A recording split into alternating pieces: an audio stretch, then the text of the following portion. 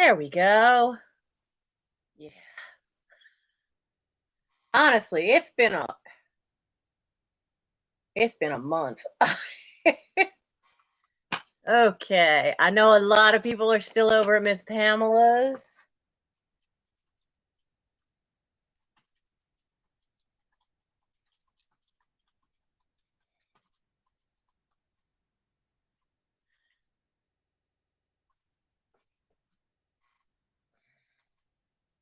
So I don't know that we'll have anybody here because, it's Miss Pamela. And she's got Sam with her.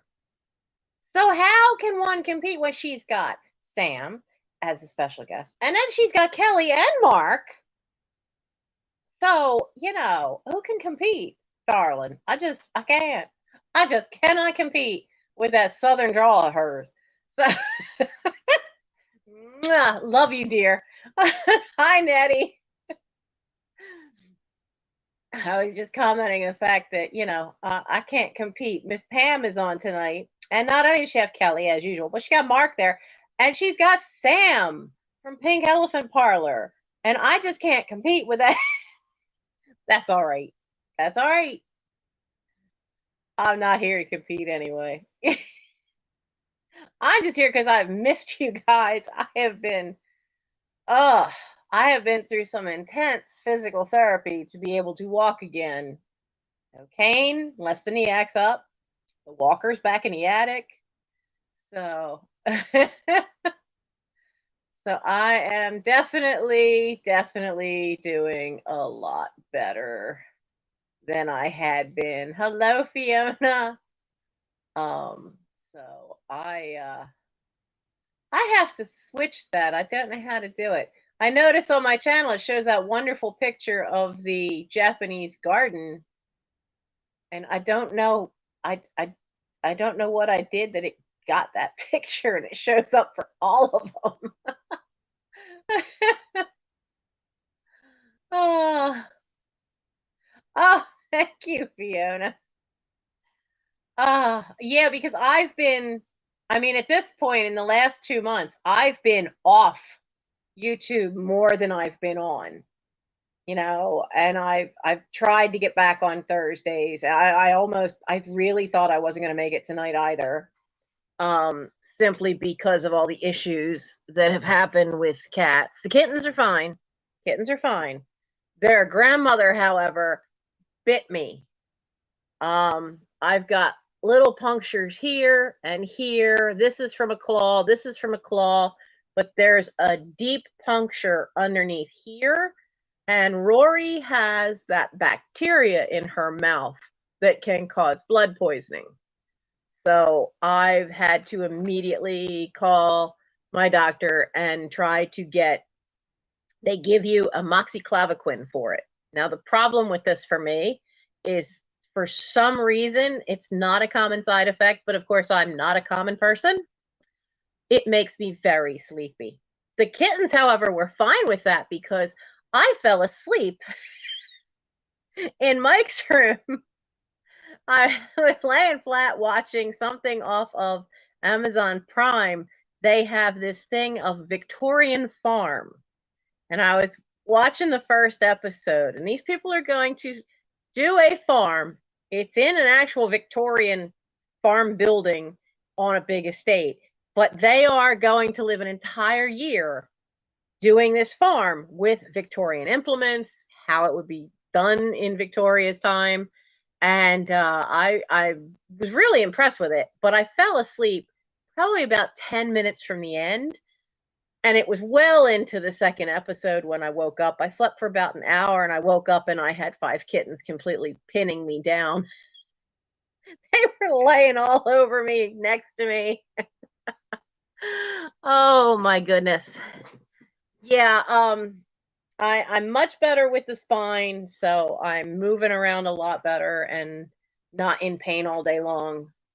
Uh, it's funny. It's like it just takes to be out of whack a little bit, and then it aggravates the nerve. It does damage to the nerve ending. So there's still moments I'll twist to the left or go to pick up. So I have to watch If I go to pick something up from the floor, it has to be straight down.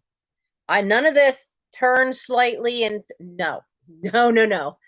Can't do that again ever. Because it's turning and then bending is what pinched it again. So you learn, you get older and you learn things to not do. But everything's been just to me a cluster mess. They do, however, have the new tower in, which is over there. They're all in the playroom because I just was not dealing with that tonight. Good news is their mother may have a home. She will be going with my scout parents, who believe. I have to give her a call on the weekend and find out, make arrangements, find out when do they want to do this. Do they want me to come bring her for a visit first? Because they have a 2-year-old dog, and see how, like, to get them a little more accustomed to each other. So but I think she'll be fine. Because Morgan's older, and I think that'll be fine. And my neighbor just got back tonight from his trip, so I could find out which kitten his daughter wants, and if it's Arwen, she can go right now because she's fixed. So, but yeah, it was snuggle time. Mike is off playing Magic the Gathering with his friends tonight, so Gimli was wandering around looking for Mike, and so I thought I was keeping Frodo, but it's become very obvious that we are keeping Gimli, simply because I had no makeup on and my eyes are all dry. But Gimli will go look for Michael and follow him around and climb up on his lap. So Gimli has bonded to Mike, and Elrond, which was supposed to be Mike's cat, has really bonded to me. The only thing I'm a little worried about is Elrond's not getting any bigger. Now he's not the bigger cat. Gimli certainly is, but Elrond seems to have gotten slightly thinner, and I don't know why. I'm not sure what the problem is there. I know they can grow everything. I found online they can get growth spurts, and I think also, though, it might be that he's just not getting enough calories. So I need to see about getting some high-calorie gel, because he's the most active. I mean, you want to talk zoomies. So thank God he hasn't found the 3rd floor staircase, but he has found the 2nd floor, and he goes literally from the playroom back here, all from the back of the house, down that hallway to the front of the house, out to the kitchen, which is the back of the house, and back out to the front hallway. And then he'll go up the steps and up straight to the back and up to the bathroom at the back, and then come running down. He is so high energy. It's just, you know how you watch toddlers zoom around and you go, man, if I had half their energy. Even at half this kitten's energy, I'd still be Speedy Gonzalez. So that may be why he's suddenly, seeming to be so thin. I mean, because he's eating, though I have we've had a problem getting kitten food because PetSmart ran out of the stuff I could afford and only had the super expensive stuff. So they definitely need the kitten food, though. So I have to wait another week before I get my rent from my brother. So I'll get it figured out. So I have a few things tonight, because tonight should be a sale night, but I don't have much. I'd forgotten how much time it takes to train a small animal, whether it's a puppy or a kitten. Kittens are harder because dogs generally want to please you. Kittens, not so much. So they need a lot of social interaction with the human. So far, we're fine with no table. That's been fine. We're mostly fine. So all 5 of them have gotten the idea, no table. Not allowed on the kitchen table, absolutely not.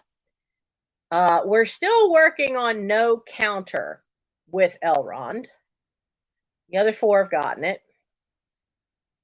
No sink is an issue because, and I've been dunked one under the water, not under the, but under the spigot, um, because they have taken over the doctor's tower, which was by the window.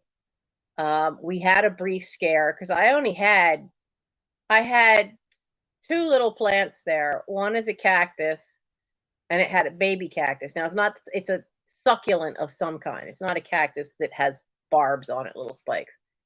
But they ripped the baby one out of the ground, so they killed that one. But the parent one, I mean, and we're talking about a little thing. It's only about this big around, and only like this high, and that's safe for cats. But I keep moving it every day. I sit it in the window so I can get the early morning light, and then I stick it somewhere else where it gets no light, so that they can't chew on it.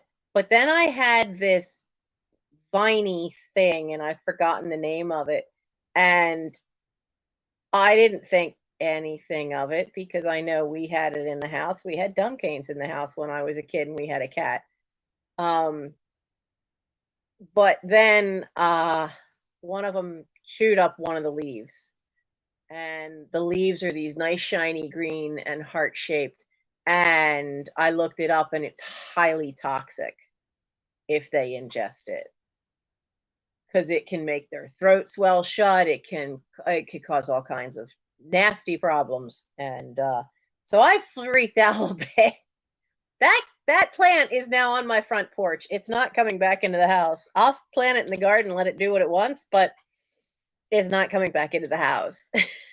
Forget that. Hi, Iris. That was the big scare with the kittens, though. And I never did figure out which one.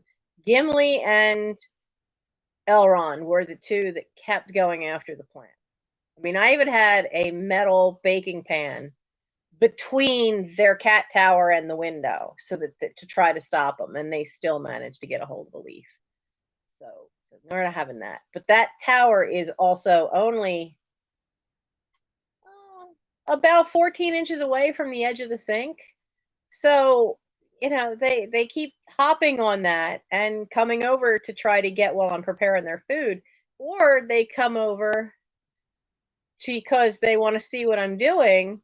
Well, I don't think Arwen will anymore because today she fell in the sink while I was doing dishes. She was none too happy about that. All of a sudden, all 4 feet were in 2 inches of water. She was none too happy. Iris, is it your birthday? Oh, yesterday. Well, happy birthday, Iris. Happy birthday to you. So you are a July baby. Did you grow up being told the fireworks were for you?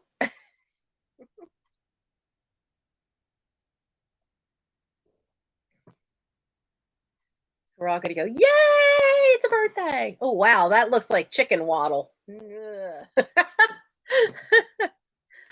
So, but that's the state of the kittens, and that was the only big scare. We are working on Elrond can leap. Man, can he leap? Today he leaped on the stove.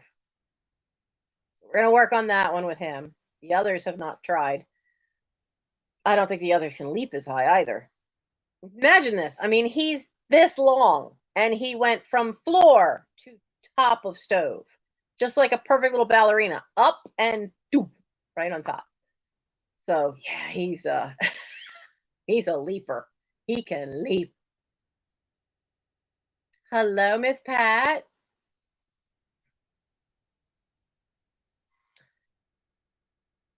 Yeah, that's what I think is going to happen. Is he's going to jump up there when it's turned on, and he's going to get a rude surprise, or we have a cast iron frying pan. It's always on the stove. My brother has Crohn's disease. He's not supposed to eat eggs. What does he eat the most of? Eggs. If I don't cook, I'm not your mother. If I don't cook, then that's what he does because it's the easiest thing. He'll just scramble up an egg. And he's not supposed to have that many. So there's always a frying pan out, and one of these times, Elrond could hop up there and the pan could still be hot. He'll learn very quickly. I'm more worried about two of them have this penchant for going after cords. And that's dangerous because you don't want them chomping on a power cord. So far, it's mostly been a cord that moves. So they've been doing it to Michael when he's had the Xbox controller plugged in to power it up, and he's still playing a game. So you got it in your hand, so the cord's attached, the cord wiggles. And if I'm up there and I plug my phone in, because it's the same adapter power cord. The end's the same, so I can put that same cord into my phone to charge it. And they like to bite on that. That's not good. I don't quite know what I'm going to do to get them to stop. If a cord moves, they think it's theirs. They think all plastic bags are theirs too. So that's a whole other. That's not been too bad of a problem, but they like the noise. They like the crinkly noise. But yeah, they're having fun. They're getting bigger. The picture, I put a picture on Instagram. I did a little thing, and that was Arwen, because Arwen has discovered that if she lays, she can lay down. She's just small enough that she can lay on the kitchen windowsill where the plants had been. So I got a cute one of her today, and I had posted that on my Instagram. So has everybody been dodging the crazy weather that's been going on in this country? We've had some wild weather, especially like through the middle of the country. And pray for everybody out west, because half the stuff out there, if they're not running out of water, they're on fire. Not been a great summer, so it's not been a great spring, and makes me kind of wonder what summer is going to be like. Now let's see. I was still trying to look up stuff. We'll just make the last four things offer ups and do it that way. You got lots of sun, a bit of wind, and not much else. We got rain yesterday, and I took a nap in the afternoon to try to get ready for it, but the doctor came in. I forgot to put the things across the door so the doctor couldn't get into my room. So I'd only slept an hour. And then we got the rain, and the rain got to the Philadelphia area and then slowed down. I don't mean the rain that fell slowed down. I mean the speed with which this storm was crossing our area. I was awake until 5 o'clock this morning. Mike is done at 6, so at 5 o'clock, I said, look, I just emptied all the buckets. When you get home, check them and empty them. My alarm is set for 7. But if it's still raining, it's up to you to keep an eye on it for me. Let me get a little sleep. So he turned my alarm off and let me sleep till 8. And so it's no wonder that I was tired enough to conk out for an hour. Because I did get another hour's nap earlier today. Wasn't expecting the second one this evening. So, hello, Melinda. Yeah, isn't it typhoon season now? Or is it the end of typhoon season? I always get it backwards. Like, is your typhoon season in the Asian areas the same time as hurricane season is for the east coast of the United States and Mexico? I'm not sure. You got about 30 seconds about a week ago. Yeah. Yeah. Some areas, man, it's just, I've been watching some TikTokers that show Lake Mead, and it's just crazy. And which is the lake name in outside of Las Vegas? There's a lake where they've been finding stuff, like they found a body stuffed in a barrel from this guy had been missing since the 70s. They figure that was a mafia hit. They found a couple of cars that had been missing. It's just crazy. Absolutely crazy. I'm just hoping the last week of July is beautiful, calm weather because I don't mind one day of rain out of the week if you're at summer camp and stuck in a canvas tent. And they already warned us that their tents are kind of old and they all leak. So you better bring tarps for all your tents. Oh, you don't automatically do that because you know that your tents leak? That's a first.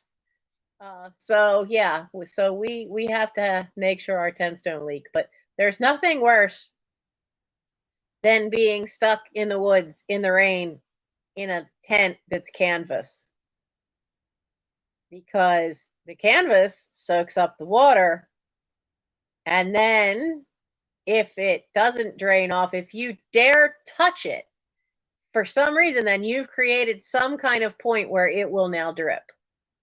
So you can't touch it. Don't dare bump into your tent while you're inside of it. And then when it stops raining, wet canvas, it's like wet dog. It has its own unique smell that's not super pleasant.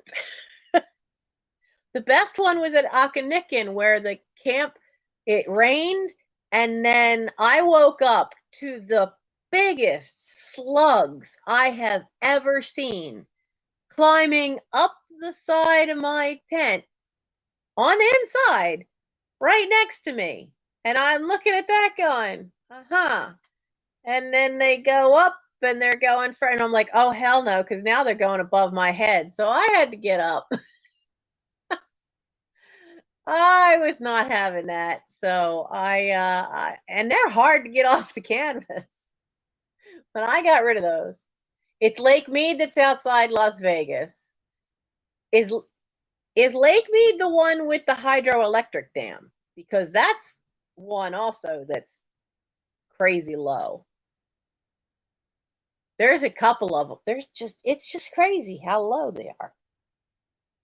Because I know there was one outside of Vegas. There's another one. There's another one in Arizona where the lake is just like getting really, really low that I've seen. And even in my area, we've not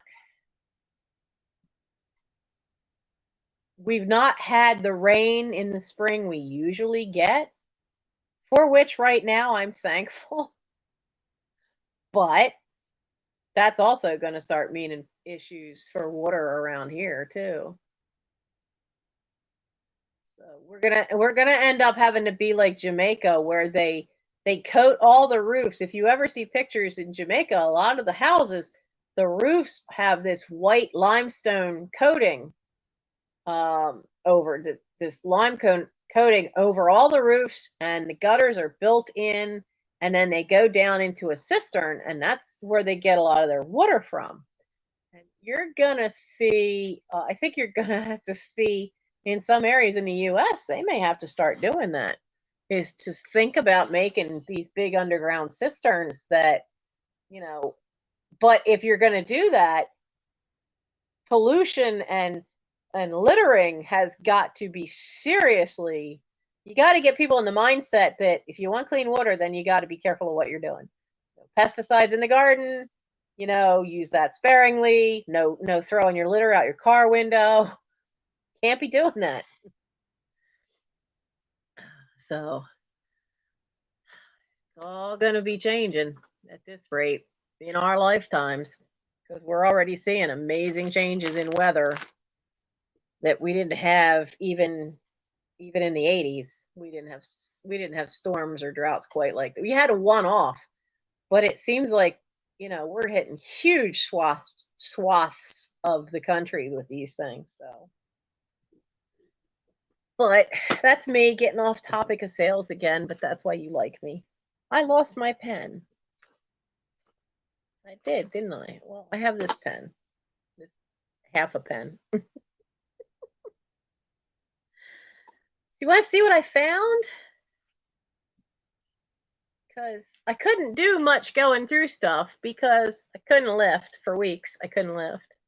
Um, I was back to not, I really was back to not being able to lift pretty much more than my teacup for 2 weeks. And yeah, I remember in my area, because I'm on the East Coast, we've had 2 summers where we had really bad drought conditions. But out west, you guys get it a lot. I mean, it's just the topography of the area. But I feel for you now. I mean, it's not only is it hot, you're getting crazy heat temperatures in some areas, and I worry about us ending up with another dust bowl. I mean, granted, the original dust bowl was caused by man, not understanding that the prairies were not like here on the East Coast, where you had the farmland was because you cleared the forest. So you had all that rich soil from all the leaves and trees that had decayed. But when you get out onto the prairies, you didn't have that deep loam soil because you just had prairie grasses. So your topsoil was not very deep and it was powdery underneath. And the Dust Bowl was one of the worst environmental problems that was caused by man from not understanding the ecosystem. Science has come a long way since then. So I know there's a push even here in Pennsylvania to get people to do more native plants in their yards, in their gardens. Um, some places are really pushing to get rid of the grass because most of the grass isn't native plant to this area of the world anyway. But they're pushing it because they're more drought tolerant to your area in some places. So I just had gotten a book out of the library about it for Pennsylvania, and she it was somebody's dissertation, but she makes a good point because sooner or later, all that, if you have the native plants, then you help encourage native species and native insects. And if we don't have the insects, we don't have pollinators. With no pollinators, we have no food. It's in our best interest. Plant native. God, I wish fireworks were illegal in Pennsylvania. They used to be. And then there was one state senator who lobbied continually to make them legal in the state again. But what a surprise of conflict of interest. We found out that members of his family had invested in a certain fireworks store chain. So he managed to do it. And I live right up the hill from a fireworks store. I had some very confused and nervous little kittens and a mommy cat who was completely wigging out. She was Morgan. I had more trouble with Morgan. Morgan, the kittens were a little nervous being inside the house and they could hear it because it literally was not the house right behind us, but it was in the street in front of their house from the neighbors on the other side of the street. And they were setting off some stuff that made some seriously loud bangs. And the bangs were bothering the kittens. Like their ears would go flat, but their hearing is so sensitive because they're young. It could just be that the noise was bothering their ears. But Morgan could not settle down. She was jumpy. She was nervous. She was swatting at her own children. She was smacking me with her paws. She was just so wound up and agitated. Poor thing. So I sat out there on July 4th. I sat out in the playroom, just sitting there reading a book. And anytime she wanted to come sit on my lap, and I'd pet her until then the next big boom, and then she'd get all jittery again. And oh, jeez. Yeah, people are stupid. I mean, my dad used to always buy fireworks at south of the border on the way home from family vacations. And he never, ever set them off in front of our house, especially as we have on street parking. We're the only house that does, but we have cars on the street. He would take them out to my sister's when she lived out in Avondale, PA, which at that time was just big open area. You know, there was nothing. There was feed corn um, farm across the street from us, from her place. But the back was just open, open field. And they kept that plowed, so, or not plowed, but they kept that cut. So you had plenty of space, not near anything. And he would set them off out there. But never, ever, never. It just drives me crazy that these people like get these things. And they get some of the big mortar ones that it's a tube and you get a ball about the size of a tennis ball and you light the fuse, you drop it in the mortar, you back up, and the thing goes poof, and then goes bang and explodes. They're mini versions of the big ones you see at professional fireworks things. And they're setting these suckers off and their cars are sitting there. Excuse me, dumbass, but that's full of gasoline, and you've now basically got a miniature bomb. Don't be stupid. So, yeah, there's a lot of good reasons why they're illegal in some areas. I didn't mind like the little strings of the little skinny little firecrackers. They don't bother me. And, you'd hear a bottle rocket going, making that weird noise. But now they can get their hands on big stuff that could be seriously dangerous. One thing of it tipping over and you've now sent something underneath a car that could your car's got any kind of fumes coming out, because that's what explodes on the gasoline. It's the fumes that ignite. So it's not my favorite time of year. Though I do remember my brother Gary and my brother Roy. I couldn't have been more than 7. I was, yeah. And they took me out the third floor landing window up onto the roof. And the way the house is, so you have the front of the house and then the back of the house, but then there is from this part of that roof, there's another roof that comes this way, and then down here's where that landing is by a window. So they took me out and pulled me up, and we were all 3 laying on this peak part so that we could watch the fireworks come up above the trees that were over in Chester Park. I don't know why we couldn't go to the park ourselves that year, but so we didn't miss them. We were up on the roof. So, and Gary's 8 years older than I am. So if I was, if I was 7, then he would have been like, well, depending on what time of year it was, like, I don't know, what, 14, 15? He would have been 15. So, and Roy would have been, well, by that point, he would have been 12. But yeah, that was a fun memory because I never liked the big bangs as a little kid. They really bothered my ears. But watching them from your roof can be an interesting experience. Yeah, see, that's the problem, like Iris, where there's a lot of areas where it's a massive fire danger.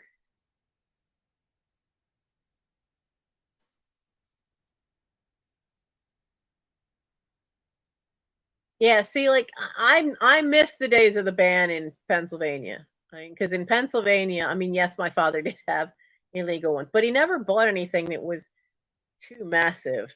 But you used to only be able to get the handheld little sparklers and bottle rockets, and then the little like they use them at Chinese New Year, where it's the string of little firecrackers, and that was pretty much all you could get. You couldn't really get your hands on anything else in Pennsylvania. It was a lot safer.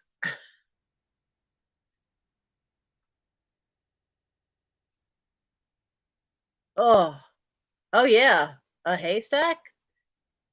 Yeah, that'll burn for a long time. You ever seen steam coming off a haystack? That threw me for a loop. I was at a friend's down in outside of Elkton, and they had steam coming off, and the problem was is that they hadn't gotten all of they hadn't managed to get all the hay in and baled, and so so they had this big pile that kind of was still there that they hadn't gotten to, and then it had rained, and then it was finally hot again, and the rain had been 3 days before, but it was still so damp in the middle, and then it was starting to create its own heat, so all this steam was coming up. It's really kind of unique because I'm on the live. Mike just came home. So because I didn't grow up on a farm, I vaguely remember there was a farm somewhere up northern PA, but I was really tiny when we were up there. So let's see. I have something interesting. So, don't they look like the real thing? Except for this one has a bubble. Right there. It has a bubble inside the glass. But they have the right color, but they're not old. They've got the right look. So if you wanted to have some that you could actually let the family use on holidays that aren't the good original stuff, I've got a pair of salt and pepper shakers for you. Let's see about going through some of this stuff tonight. So I don't know who THT is. That's who made them, and these were made in 2001. But they are screw-on lids, and they're copies of the old ones. It's just this one has that bubble in the glass. And they do say 2001 THT on the bottom. But they are brand new. I've never used them. So there's no corrode, because you know how sometimes the metal can corrode on the salt one, but it's in perfect shape because I've not ever used it. And they're not going to really fit in a Doctor Who kitchen. So I'm offering these up if anyone would like them. They are $7 and they're number 12. $7, number 12.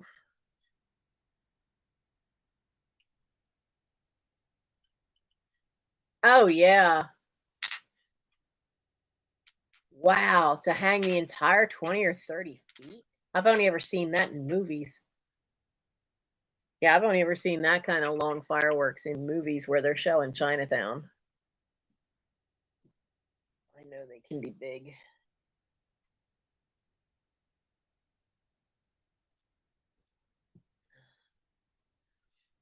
So, all right. So we don't have anyone for those. How many people we got here tonight? 17 watching. Well, hello, everybody. And I have a couple other little things because I wanted to, have a little bit of a sale. If I get caught up, you could tell like there's chaos behind me because this way. That's my light box to take photos of, and so that's in here because I used to have that in the kittens room. I had to get that out of there. Can't have the kittens messing with that. And I'm just even more behind than I was, but I try not to think about that. I don't feel like getting depressed. So I have this set. It's still in the packaging, but it's the 4 houses of Game of Thrones pinbacks. Hello, greetings from New York. So you have House Baratheon, ours is the Fury. Winter is Coming, the Stark, Fire and Blood, which is Targaryen, and Hear My Roar, which is, I guess, Lannister. And I've never used them, nor am I gonna. So I thought I'd offer these up, and they are $6.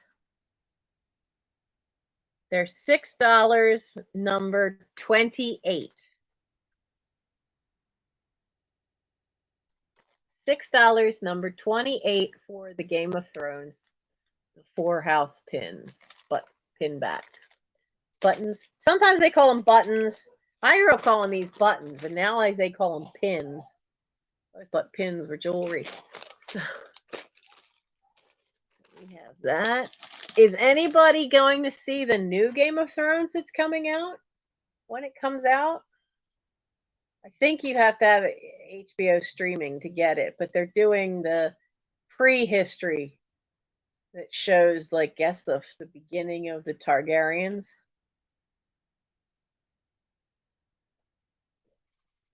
I wasn't sure I was going to watch it, and then I found out Matt Smith from Doctor Who is in it. Well, now I might have to do that. I may have to watch that now. Because it's got Matt Smith, and I like Matt Smith. He's always good in everything I've seen him in. So I sat them back here. Yeah, with me having been flat on my back, if you are on Goodreads.com, I'm on there too. I've been doing a lot of reading because I could be up for about 2 hours for a while there, and then I'd have to lay flat again, and I'd have to lay flat for 3 or 4 hours. So I got a lot of books read. Right now I have a lot of library books because I deliberately went and got a bunch of library books to get them off of my to-read list, because my to-read list is like 1,000 books. Some of that's cheating though, because some of the books on my to-read list are books that I know I've got in the house somewhere. I just don't know where, because they're packed in boxes. So, but at least I'm getting them done.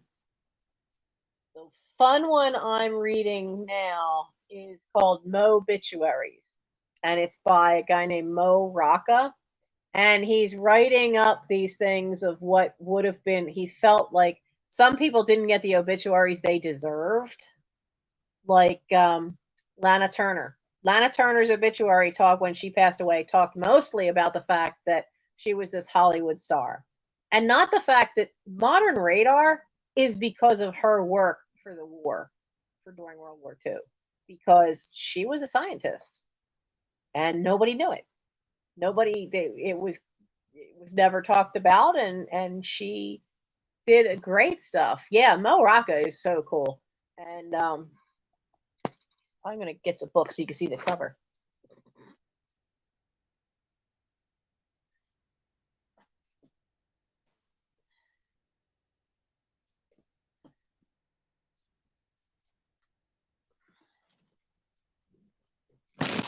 Use that little note. That's somebody that might take a kitten.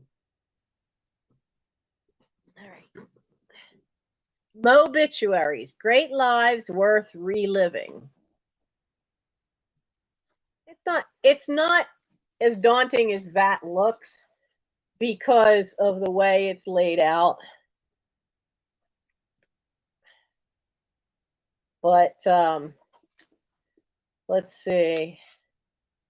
I mean, some of them I knew about. I knew about Thomas Paine. I knew about Beau Brummel.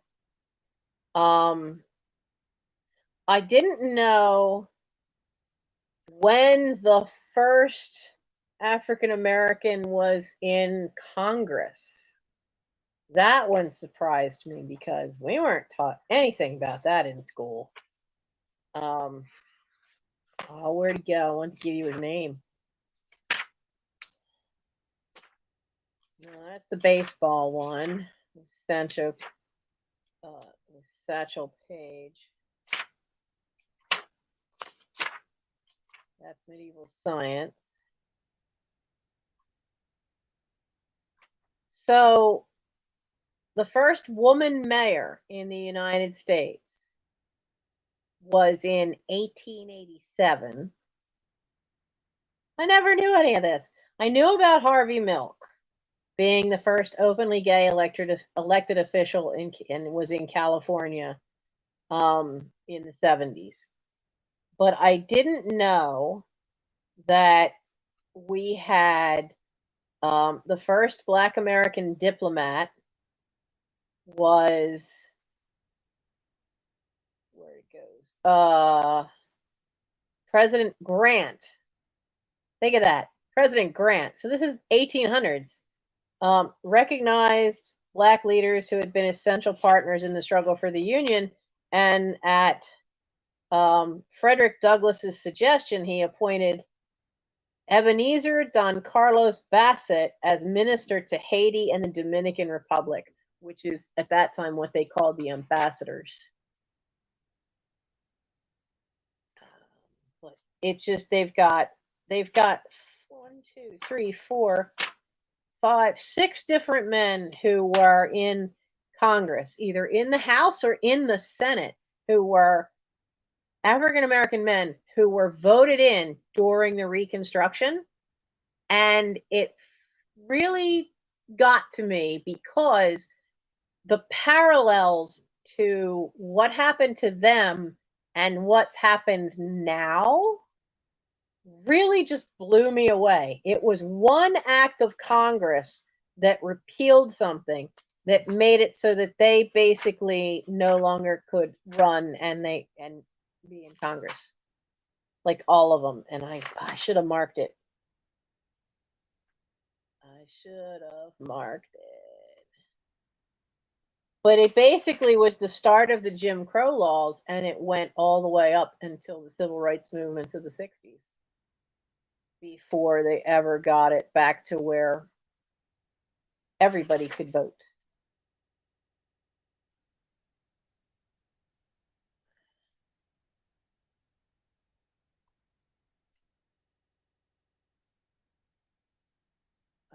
Here it is. 1895. 1895.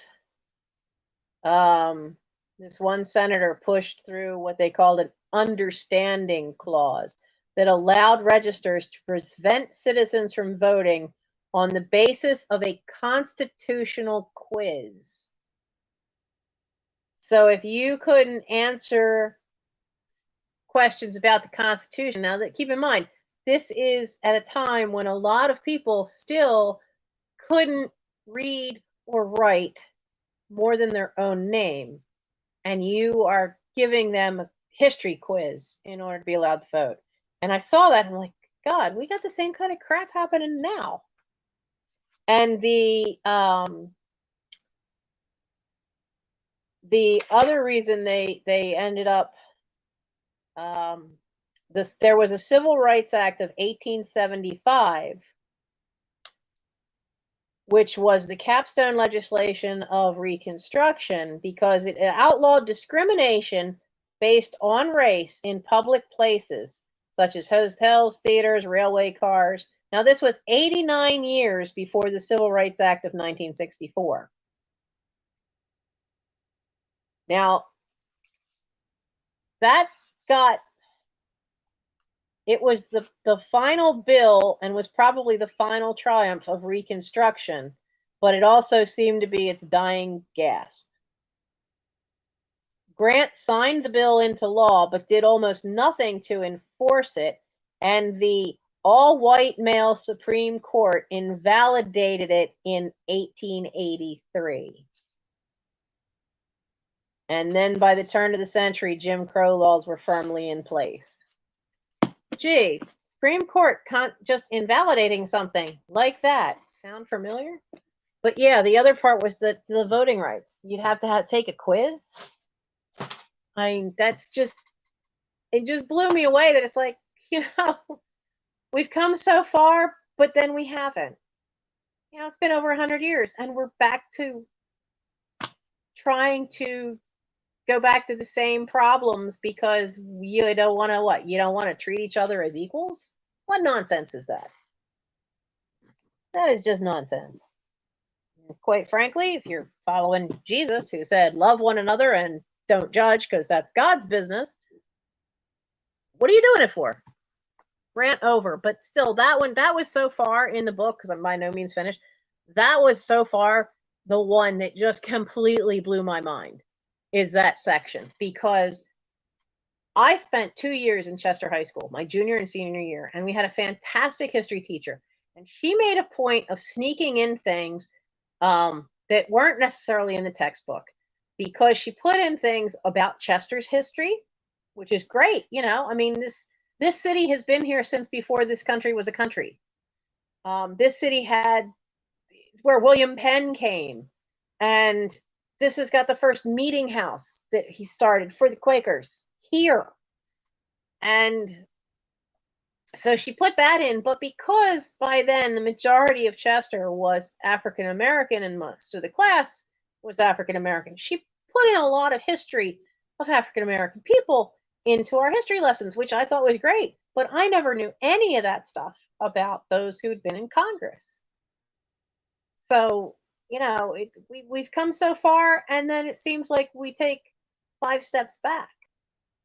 And this time around, we can't take 5 steps back. We've already taken those steps back. We're not having it. I don't want to see it be another 100 and some years. Yeah, I mean, it's scary. I mean, I was raised to be a firm believer in separation of church and state, and I grew up a religious mutt. So my tolerance for religion seems to be extremely high, in spite of the fact of 5 years of Southern Baptist run Christian schools. But I think that's because I grew up a Presbyterian in a Catholic neighborhood. Most of my friends, the only other kids in the neighborhood, were Catholic. I was in elementary school with them, and then they went off to Catholic schools, and then I spent 5 years in the Baptist schools. We used to do our theology homework together and compare notes. So we would spend hours discussing the differences in theology and the difference in interpretation and the differences in translation of the old Hebrew and Greek texts. Translation is key a lot of times. So I think that opened my eyes up. Plus the fact that even within the fact that you had Protestant and Catholic, you also had varying Catholics, because you had the Kudravitz family, whose parents were Russian immigrants and they were Russian Orthodox, and you had the Polish neighbor across the street, which had its own different viewpoint of Catholicism, and then the British lady who was 2 doors down, who grew up in Church of England, so was Anglican. And so I had a big exposure to it all, with no thought that we couldn't discuss it. We couldn't discuss the fine points, but we also didn't have to agree that any one way was the way. And then there was the one gardener. He was a retired gardener, Mr. Wu. And because I was young, very young, and he was from Japan, and he was Buddhist. It was funny. I mean, for this area, it actually was quite a racially different, by having all those different nationality demographics right within a within a 3-block circle. So it was quite a experience growing up, being made aware of the fact that the world's made up of so many different things, but we all put shoes on our feet, we all put our pants on one leg at a time. All right. Yeah, I know. I went off on it. I went, that squirrel thing. Yeah. I refer to it as Nancy takes paths. You guys are walking this path, and all of a sudden Nancy goes, "Ooh, look, flowers." And I just derail. But anyway, it's a great book, and I highly recommend it. After that one is a book called The Badass Librarians of Timbuktu, and it's something about it's a not a fiction book, it's nonfiction, and it's about some librarians that really went above and beyond to save these scrolls and other writings that the Chinese were trying at the time, the communist Chinese were trying to destroy, and how they hid them away and smuggled them out of the country, and how they protected it so that all that history was not lost. So I'm looking forward to reading that one too. Okay, so we did Game of Thrones. We did the Greens. Anybody like Betty Boop? Betty Boop, Spoil Me Rotten. It's brand new, never been used, but it is well, I shouldn't say brand new. It says 2001 on the back, but it's a lined notebook. It has Betty Boop and the dog. I've forgotten the dog's name, but it's about 5x7 in size. Never been used. And this is $7, number 17. Is it Timbuktu in Africa? I thought, what am I? All right. I thought that was the Tibetan one, because I also have a Tibetan book. I also have a book about a group of people that were doing Tibet to read. And this is manuscripts. You're right. I'm wrong. Timbuktu is in Africa. See, this is the one problem with how I got taught. I did not have geography. In the Christian schools, they taught it with history, and you never saw a map of the world. You saw an outline of the country, and that was it. You never saw in relation to anywhere else. So what are these guys? All right. 1980s. Collector for a government library, journeyed across the Sahara and the Niger River, tracking down and salvaging tens of thousands of ancient Islamic and secular manuscripts that were crumbling in the trunks of desert farmers. His goal was to preserve a crucial part of the world's patrimony in a gorgeous library, but then Al-Qaeda showed up at the door. Yeah, and he did the same thing. He smuggled stuff out. Whoa, whoa, whoa. Really? So he organized an operation to sneak all 300,000, I don't know how to say it, 350, 100,000, you know what I mean, volumes out of the city to the safety of southern Malay, of all these old manuscripts. Wow. Check out the back. Look at the artwork. That's gorgeous. That's just gorgeous. Any other pictures? No. Bummer. So he did the same thing, but his is in Timbuktu and Malay. And I know the other one I got, which is upstairs in Mike's room, is about somebody doing the same thing to try to get Tibetan stuff out of the country to protect it. Just slid onto the floor.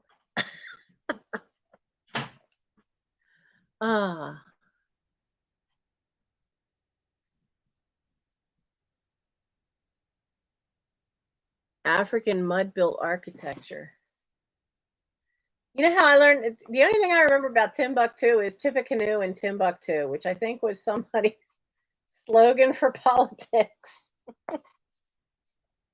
But it was, they were both things about, people trying to save these libraries worth of history, and I thought they'd be cool reads, and so I had time. But now I have more. I'm moving again with thing finally unpinched and the swelling's gone down, so I'm back to moving carefully. But I still have obituaries, that one, the one upstairs, and then the one on native plants. So I've still got 4 books to finish before they have to go back to the library. Did I say how much this one was? This was $7 and number 17. If anyone wanted the boopster. So I had hoped last week to do another book night and have me read another one of the Gilbert and Sullivan books, but that didn't happen last week. And oh yeah, I'm sure there are. I'm sure there are. I know there were long time ago, I remember reading about people that smuggled um, some of the things out of Germany when Hitler took over because they were burning books. So some very, very old manuscripts and things were snuck out of there. Read some more obituaries. Hang on. I'll read you one.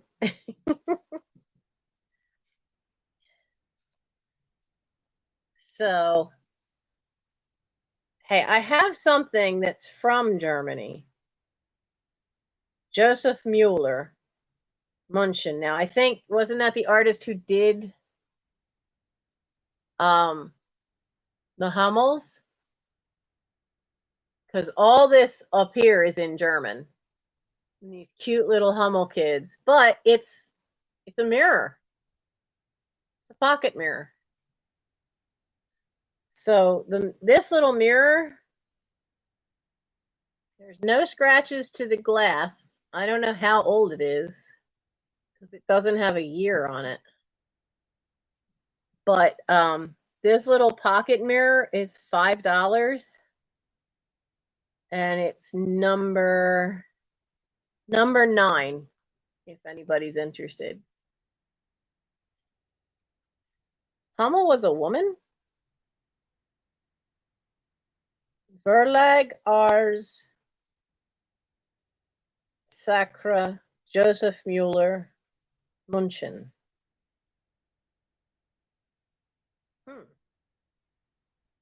I wonder if it's somebody who was knocking off the Hummel. But because they're very similar. And I do know there were people who copied. They copied the Hummel stuff a great deal. Heaven forbid they Let's see. Let's find one. I watched something. Well, I didn't watch the movie itself yet. I watched the specials for it.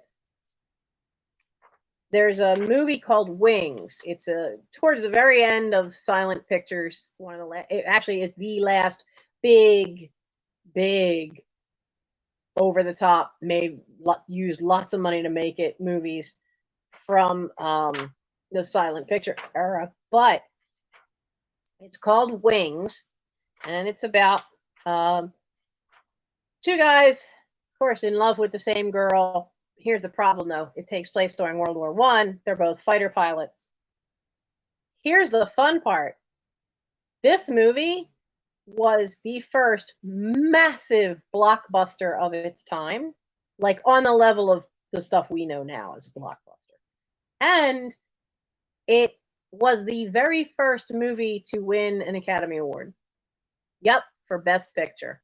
It is, just from the clips I saw in the documentary part, it is just amazing.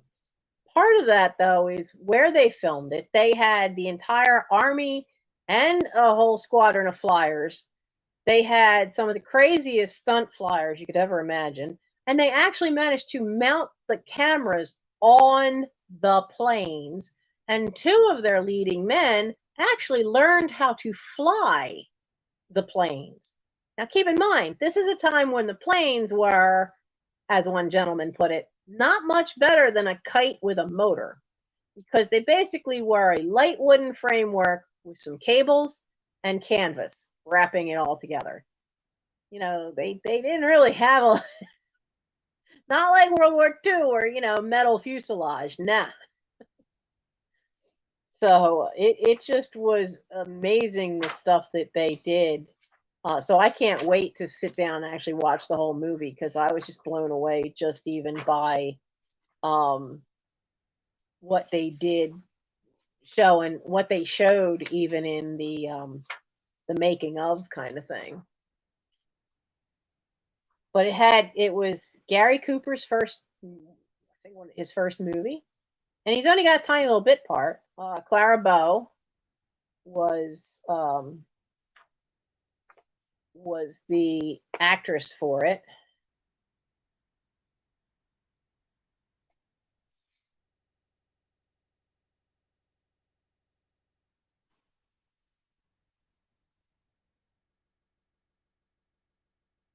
Um, I'm trying to look for something that would be nothing in here for the 4th of July. Come on, that would have been fun.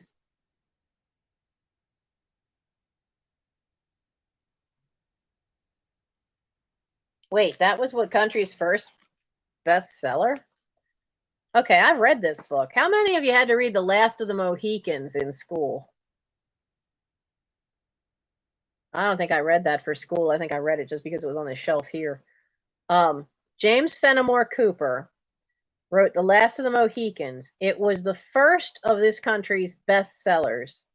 His adventure novel used to be one of the staples of early American literature.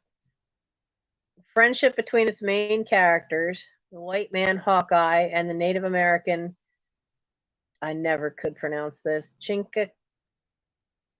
Chingachgook, had been credited as the first in a series of great American novels that included Moby Dick and Huckleberry Finn that explore the theme of interracial male friendship. Cooper was a precocious student who was admitted to Yale at the age of 13, but was later expelled for reasons still unclear. One story has it that he set off a bomb in the chapel, and another that he trained a donkey to sit in the professor's chair.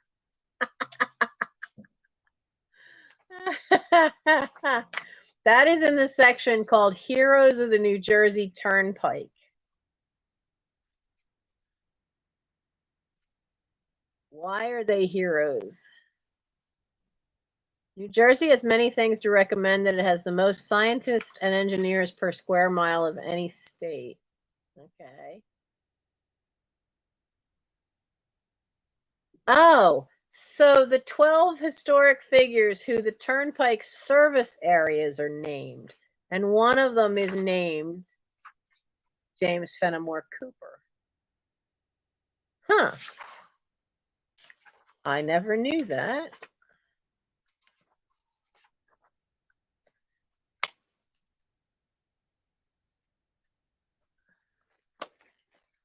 Um, yeah, Melinda let's talk about that movie. I'm not one to always say the book was better than the movie, but I hate when the movies deliberately screw around with the endings. Not the same. Yeah. I was not happy. It's like watching what was the I Am Legend. The first I Am Legend movie, they took only the title from the book. That didn't follow any of the book. The Will Smith one followed a lot of the book till you get near the end. And even that one just they took a whole different spin, but one that fit with the narrative of the book. But it wasn't how the book ended. But it's plausible because it does kind of fit with the narrative. But yeah, yeah. I had less trouble with the book's ending for Last of the Mohicans than I did with that last movie that was made. That ending, yeah, had me crying too. Oh yeah, it's like watching Little Women movies because they most of them loosely follow the book and they hit some of the main points, but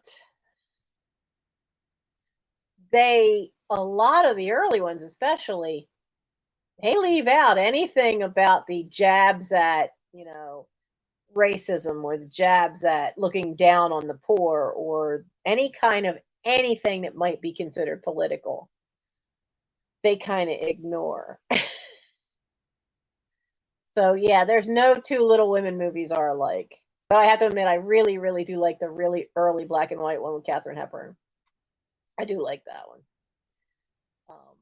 So yeah, sometimes there's so much stuff. Like there's so much stuff in Little Women, and nobody's ever really done Little Men justice. And I don't think anybody's tried to make a movie of Joe's Boys, which would be kind of cool to see when you consider that the third of the trilogy of the Little Women trilogy, Joe's Boys caused a stir when it was printed because the Academy for Boys that started by Joe and Professor Barr, um, they started a school for boys, and that's what Joe's Boys is, or Little Men is.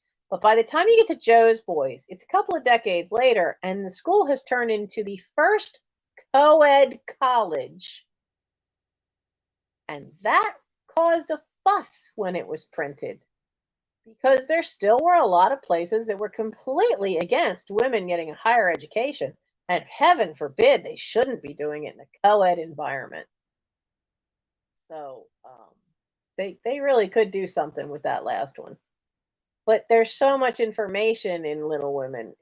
It's like it's sometimes hard to pick out what you want to put in there. Like I read Gone with the Wind. It is an amazing read. But when you see the movie, you realize that there's too much information in that book. Um, well, see, and that's the problem I have, Melinda, with the Little Women movies. They turn every one of them into romances, which the book is not. Um, there's no real romantic kind of writing in there's like one little tiny section where Laurie explains how he ended up falling in love with Amy and then them getting married. That's the only romance thing in the entire book that you would consider classical romance the way, and it's just him describing it to Joe. So that's it. I mean, there's no real romance kind of thing to it, but every movie for Little Women tries to turn half the movie into sappy old romance books, and it's not. It's absolutely not. Um, but Gone with the Wind, just the book blew me away. There is so much more in that book. There are four distinct storylines in that book that are very much interwoven in and out of each other like a fine tapestry. But there is no way you're going to be able to do all that in one movie. And just taking the Scarlet and Rhett storyline still gave you an incredibly long movie, and they chopped stuff out. They had to cut sections out to get their whole story into that movie that's become such an icon. And they did a fantastic job. Whoever decided for that script for the movie, Gone with the Wind, did a stellar job. But the book is absolutely phenomenal. And there's so much there. And it's so well put together. Not once did I get lost in keeping track of whose storyline I was in, even when they wove through each other and overlapped. Because sometimes, you're in trouble when you open a fiction book and there's a family tree as the end paper. Example, Joyce Carol Oates wrote a book called Balfour about the Balfour family. Great book, but you needed the family tree because you couldn't keep track of who the hell was who. That was the only thing that was a problem. And sometimes you couldn't keep track of who was talking to who, and this one's with what part of the family. And I never had that problem. Never had that problem at all with Gone with the Wind. And I was reading Gone with the Wind because I had a train ride to take from Philadelphia to Boston for a wedding. And there ain't much to do on a train. So I took it with me and read a good bit on the way up and read a good bit on the way back, and was so invested in it by that point that I finished that sucker very quickly after I got back, because it was just such a great read. I've read Uncle Tom's Cabin. That's another fantastically written book, and it really bugs the crap out of me that people want to ban it, because I've not found anything in it that could not be true, that is not plausible for some people that lived in the South at that time. Yeah, not everybody beat their slaves, but a large proportion of them did. Not every people complain about Uncle Tom, and we have this derogatory phrase about somebody acting like an Uncle Tom. But I found Uncle Tom in the book to be one of the most amazing souls in that book, because he's an older gentleman who he's the kind of person you'd automatically give him respect, that they have such a light in their soul. I don't know how to explain it, but I thought he was the best character in the book. And the way he talks to the youngster in the book and gives him advice is all very sound and solid advice and makes the kid think. And it really, yeah. Now, see, I know my copy was unabridged, because the copy I had was from the copy I had was a printing from 1900. It was from before the First World War, I know. And I was amazed to find out that when you get some copies you get afterwards aren't as thick, and it's because they had fewer pages, which means they had to have taken stuff out. So yeah, if you could find an older copy that's unabridged, it is an amazing book. And isn't she the author who President Lincoln said, the little lady who started a war because of that book? It's an amazing read. It really is. I think Mike's vocabulary for school was so much better than his peers because of, now he didn't get to where he was reading that, but I made a point of him reading to him as he was real young, old written books like that, books that were prior to like World War One, simply because the vocabulary is so much better in them. The way of speaking is so much better. I never could diagram a sentence, but when I write, I can figure out most of the punctuation, and the way I write is because it sounds right.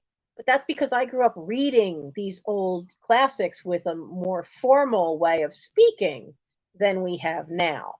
And I did the same thing. One of Michael's books that he absolutely loved is, I had a children's version of some of the Shakespeare stories.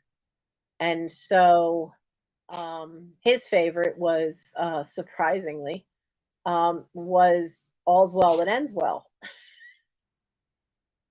Yeah, I'm figuring like, yeah, he's a kid. He'll like Midsummer Night's Dream with the guy turns into a donkey's head. No. It had that. It had Romeo and Juliet. It had All's Well That Ends Well. And it has the most strangest version of Hamlet, because it doesn't say what Hamlet is mad about, just that he's mad because his mother remarried. It's very strange. Very strange. And there's nobody like Hamlet died. There is a sword fight and Hamlet dies at the end. But it's all really weird because all the stuff about Hamlet's mother married the uncle, that's not in there.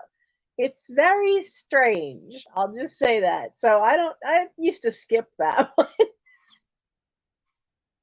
I definitely used to skip that one. But another book he really liked, and he took my copy of it and he's kept it, is the Mother West Wind Why stories. Oh, I'm drawing a blank on who wrote that. Those are really good for kids too. The Mother West Winds, because there are things about, well, why does the rabbit have a puffy tail? Why does this? Why does that? And they're all little nature stories. And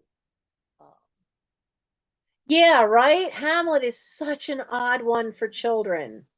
Why any of the tragedies? Why would you put a tragedy in there? Why?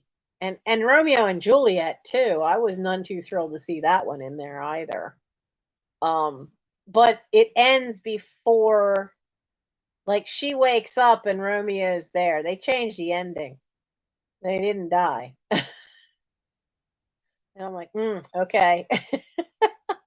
The illustrations were so gorgeous, and it was the only kids book that I had seen. I bought it for myself because of the illustrations. I actually bought it before I ever had him.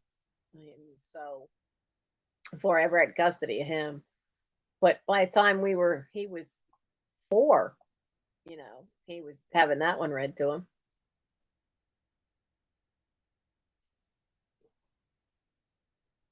He had a lot of folklore books too that were kids' books about folklore from other countries. So, um,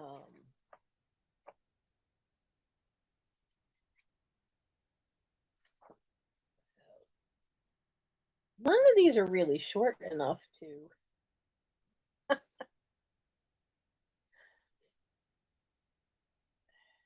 read to you. All right, we'll put that. Ah, see how easy it is to forget and you tilt.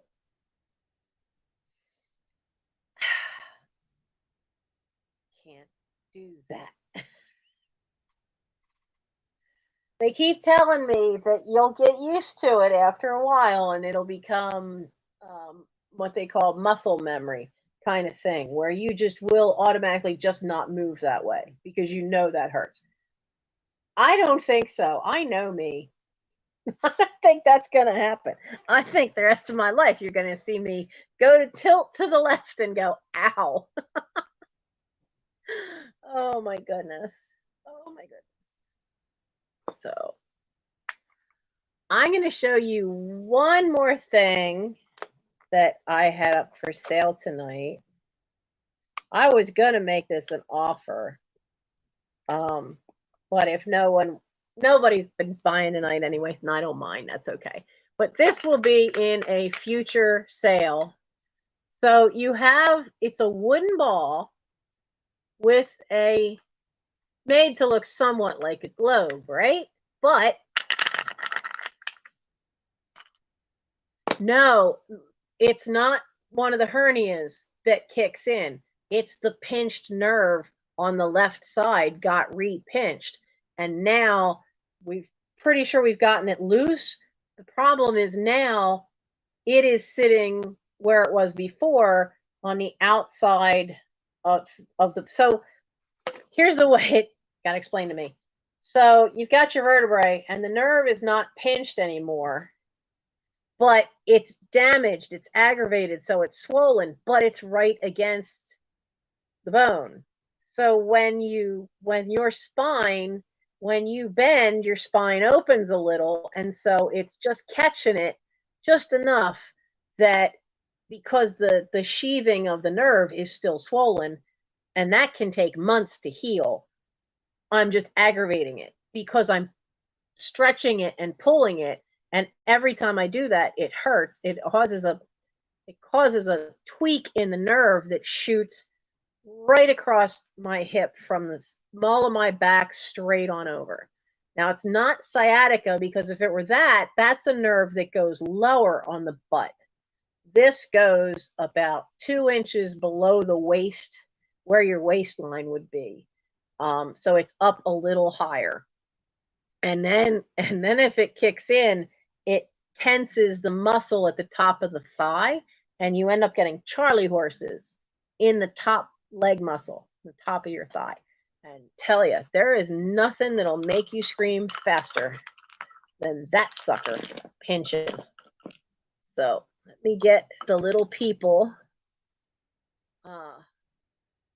Put this, so it's a little thing in the world. They don't have the names of which countries these represent, but you have this little girl, and then you have this little girl.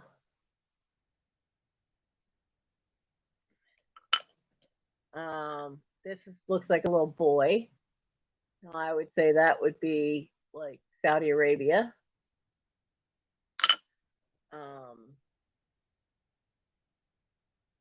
Polka dots. And this little girl with her little polka dot dress. So they're all from different countries, I think. Have that one. I'm guessing this one with the glasses is meant to be the US. One of my favorites, the little Eskimo with the little fur-lined parka. And then I think this would be more China or Korea. It's not so defined as it would be a Japanese kimono, but so, and they all just fit. So you have all of them, and they all just fit in the world. Well, my world is cockeyed. I don't have it lined up right. No. There we go. Got to get the lines lined up right. So yeah, I think it's just a little people of the world thing. So I thought it was kind of cool. It's a neat little play set kind of thing. I picked that up at a yard sale I was at. Mike was getting his hair cut at the lady's house, and there was a 3 doors down was a yard sale. So while I was waiting for him, I went and perused their yard sale, and I thought that was cool. So, so next week, what's going on next week?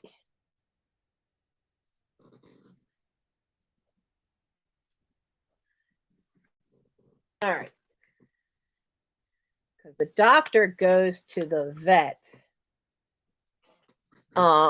next on Tuesday. She has a lump on her side. I have to get that checked out. She's got to get her shots, and I've got to get flea medicine. I was going to start this at 8. There's no chips or anything to any of the paint on the little people. So I was going to start that at 8. Would you like to have that, Melinda, for $8? I mean, I was going to make it an offer up, but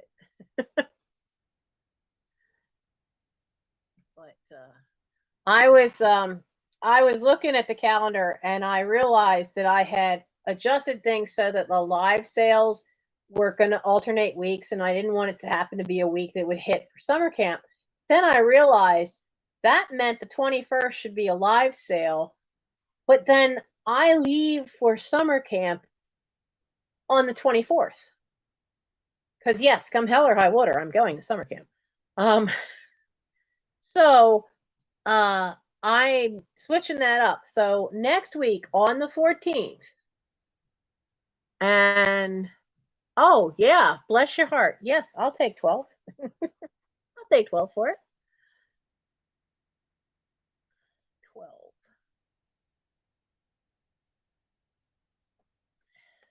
Thank you. But I would rather do the sale have it like a full sale next week on the 14th. Give me a week to, yes, I know I'm as perennially behind. You have no idea the shame I feel over that I'm still like so clustered up. But I'm going to do sale on the 14th. I have a couple of special things, including I had to move her. Notice that the doll is not on top anymore because of the kittens. I had to get her out of here. So high water may be the case this year. Oh yeah. Um, so I got her out of here. So she'll be an offer up. I have a green glass lidded cookie dish, and I think it glows. I have to double check that. That'll be next week. So I'll have some of the bigger stuff on the sale next week on the 14th. And I'll have some of the cool stuff that I've been hanging on to. And that'll be the sale, and I'll try to get everything out before I leave for camp because I will be gone that whole week from the 24th to the 30th. And I probably won't have internet access in the campsite because a lot of times the only place that has Wi-Fi is the dining hall, and I never been to this camp before, so I don't know how far away from the dining hall we are. And sometimes the dining hall in the evenings, they turn it off. They turn the Wi-Fi off, which sucks for us adults.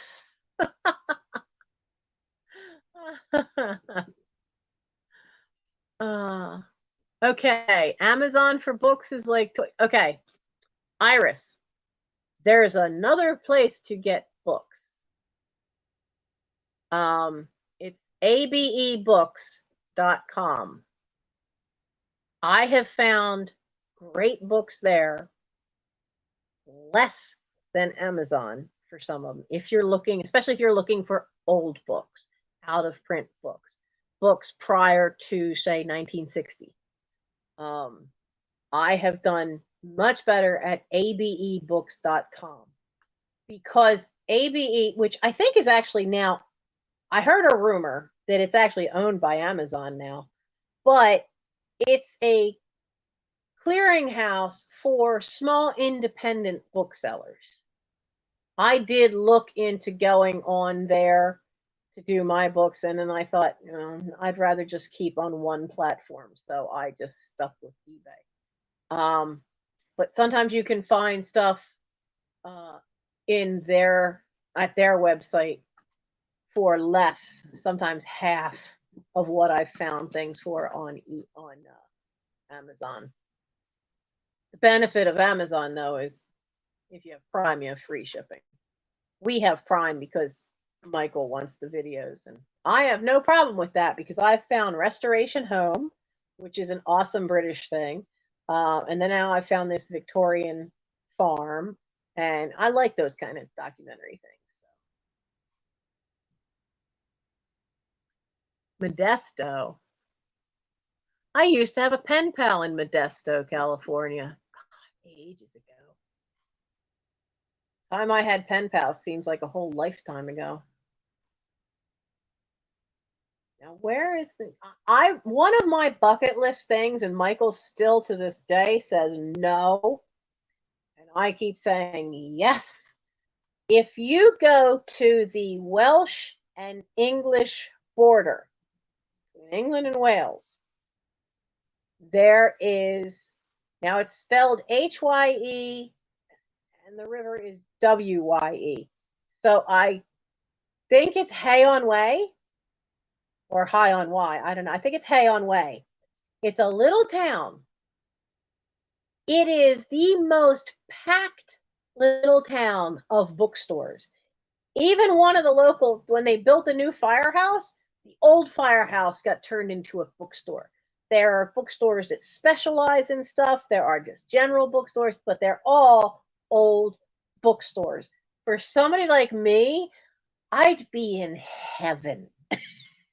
Just, give me a place to sleep, somewhere to eat, and just, even if I can't buy anything, just let me go and wander. I would be in heaven. And Mike says no. No fun. Oh, yeah, right? All bookstores. You know, and it's not the same. Like going into a store that's all brand new books isn't the same. It's just not. It's not. Just like having a paperback. For some things, I don't want the paperback. If a book is more than, you know, 2.5 inches thick, I don't want the paperback because it's going to fall apart as I read it because they just don't glue them as well. Oh, I know, right? Now there are some books like there's certain women like Ella Wheeler Wilcox. I'm still looking for some of her poetry books. I love Upton Sinclair, and I only actually own maybe 4 of his books. I have, of course, Neville Shute. Neville Shute. I have A Town Like Alice. I have On the Beach. What's the third one? Darn, I've forgotten the name of the third one. I would love to find more of his books. They're hard to find here in the States. You only find like the big sellers because he wasn't an American author. I love Neville Shute and some of his stuff, and just like Upton Sinclair. Other than The Jungle, some of his stuff, a lot of his stuff's no longer in print, and so it's only old bookstores where you can find it.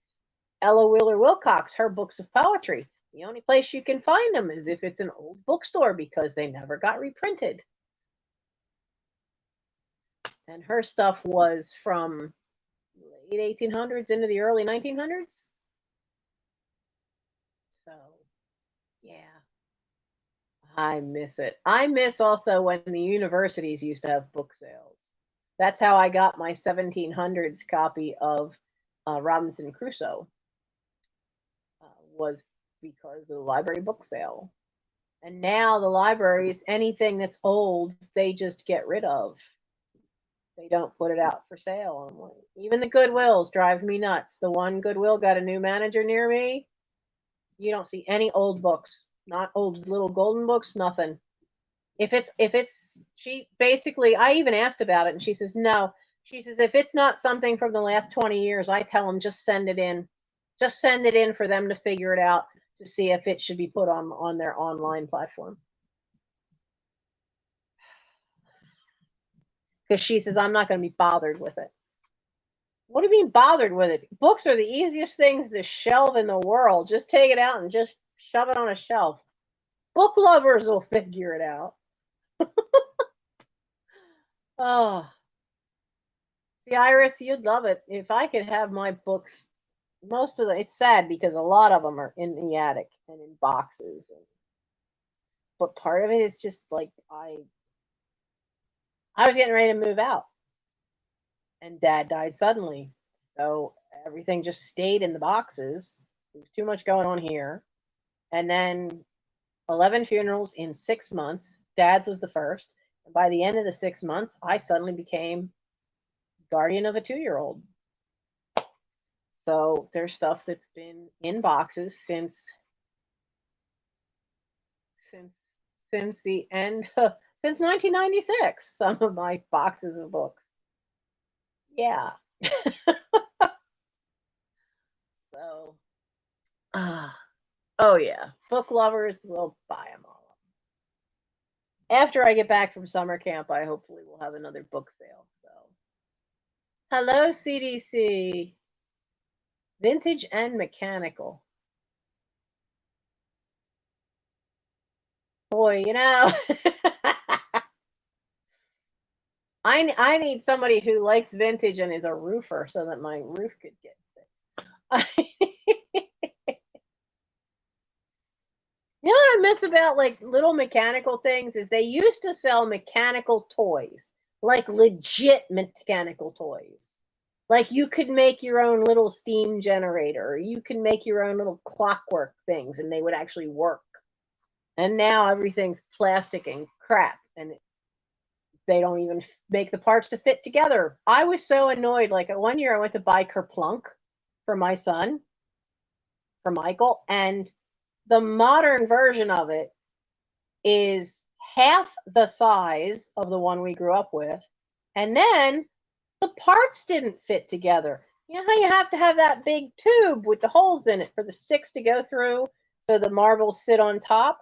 But the two parts of the cylinder wasn't all one piece. It was two separate parts, and they were made the exact same size so that they didn't fit together.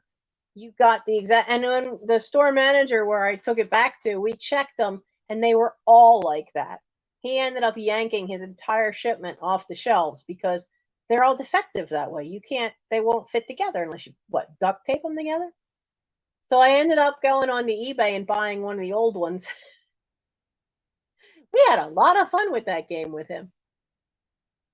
Yes, Project Gutenberg is all free downloads, and I have found a couple of things that I've been looking for on them, but I've been very careful because I could go down a serious rabbit hole at Project Gutenberg. I have found on YouTube some audiobooks. So there have been some things where I've been able to just listen to some books without having to do too much. Oh, yeah. Oh, tell me about it.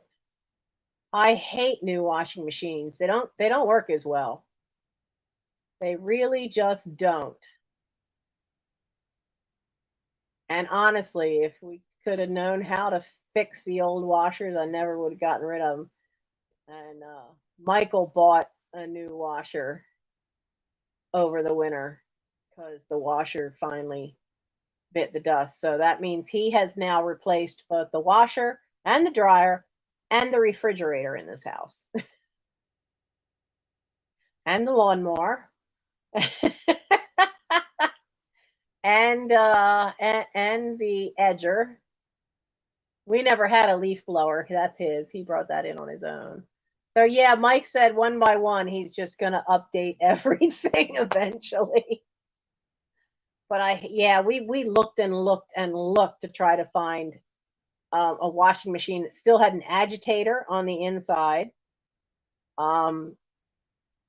I did not want to deal with a front-loading washing machine.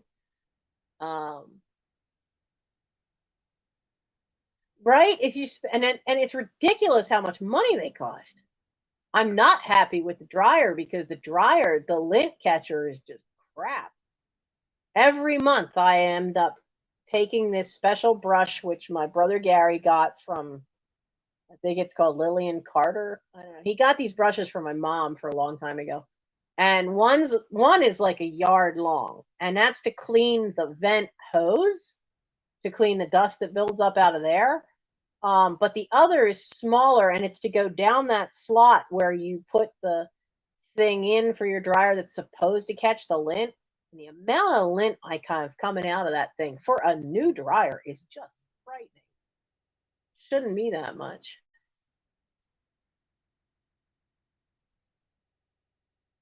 Oh, yeah. The biggest problem with fridges is that they have to have the coils cleaned, and now they've gotten to be smart Alex about it. The back of the fridge has a metal sheet like ours. You can't clean off the compressor or any of the coils because they have a metal sheet on the back that's covering all that, but it doesn't have normal screws in it. It has some of these weird shaped ones that you can't, like the center of the screw is a little triangle instead of like a slot or a Phillips head. It's a triangle. Where the hell do you get a screwdriver for that? Now, mind you, I think in the box that has all these different bits that my brother bought me, it might have a triangle one in there, but if it's not the right size. Yeah, I don't have a truck, and at this point my car is more Gary's car than mine.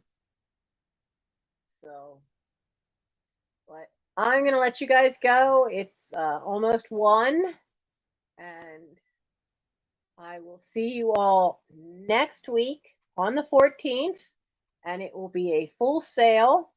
We'll have everything good to go. We'll have some green glass, which, like I said, I'm pretty sure that glows, and we'll see what else I find. And I'm gonna get some sleep instead of just a nap. Get some sleep because I have to get up with the kittens. You got to keep feeding them, and they're still needing food every 4 or 5 hours. Now they'll go through the night, but in the morning they're starving. And because now they rush the door in mass, my brother won't feed them. So if I oversleep, they don't get fed. So, so yeah. Propane fridges. I've heard of them. Yeah, they don't want you. They built-in obsolescence is really a thing. They don't want you to be able to fix stuff.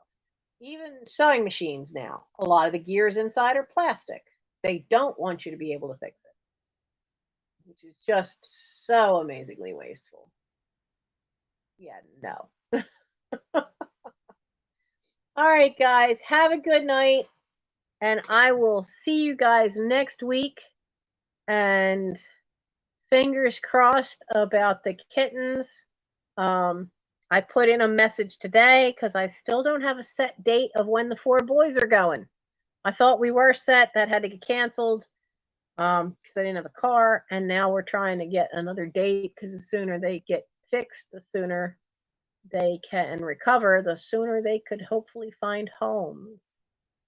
And I'm going to call this weekend and double check about Morgan having a home. So fingers crossed, because I'd like to have these guys all sorted out before I leave for camp. At least some of them, at least get the 2 out that we think we have homes for. So have a good weekend, everybody, and I will see you next Thursday. I promise. I will see you there for a live sale. So good night, everybody.